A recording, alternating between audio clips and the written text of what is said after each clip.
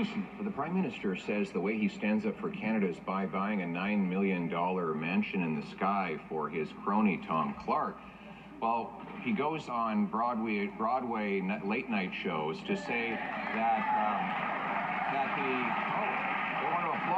he said that it was a small issue that the Americans had illegally taken $9 billion of our softwood money and cost tens of thousands of jobs. Conservatives got a deal on this in 80 days after taking offices.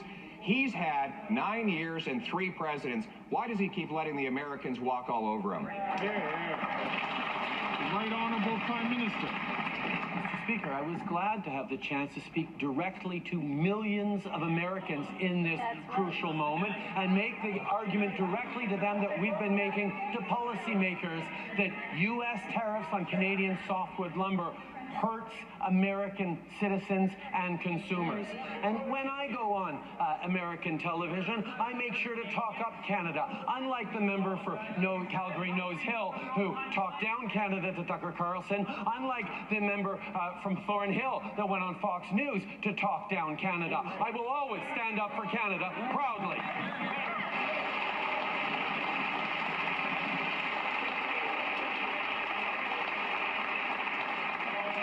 The Honourable Leader of the Opposition. Only he didn't stand up. He backed down. Yes. He's been backing down for 9 years, during which time 3 presidents have imposed illegal tariffs that Conservatives had originally got taken off. And recently, Biden doubled those tariffs, causing 500 mill workers to lose their jobs in British Columbia. They must have been watching that show, seeing the Prime Minister say that their unemployment and their now poverty was a, quote, small issue. Why is it that he thinks he's such a big shot that the jobs of working people are a small issue? The Right Honourable Prime Minister. Speaker, it's obvious that the Leader of the Opposition really didn't like that I went down to New York City to talk directly to Americans. Perhaps he would have been happier if I accepted an all-expenses-paid trip perhaps down to Florida to appear at an anti-abortion church. I know he would have been all right with that, because that's what he allows of his own members.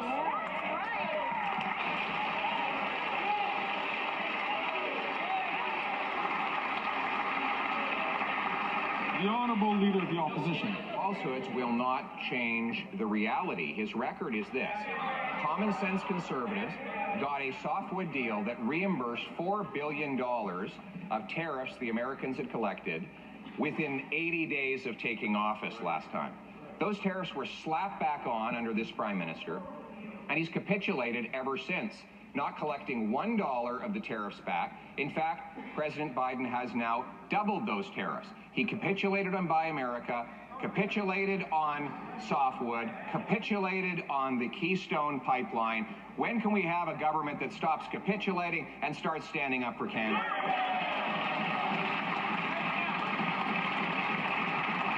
The Right Honourable Prime Minister. Mr. Speaker, it's the deepest of ironies that during the existential renegotiations of NAFTA, it is the Conservative Party's position that we needed to capitulate to the United States and to Donald Trump. That is not what we did.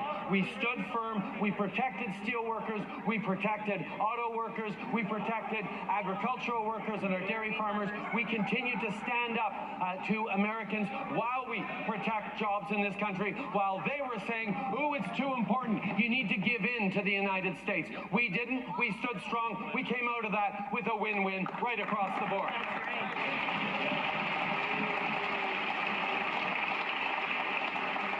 The Honourable Leader of the Opposition. Monsieur le Président, il a capitulé.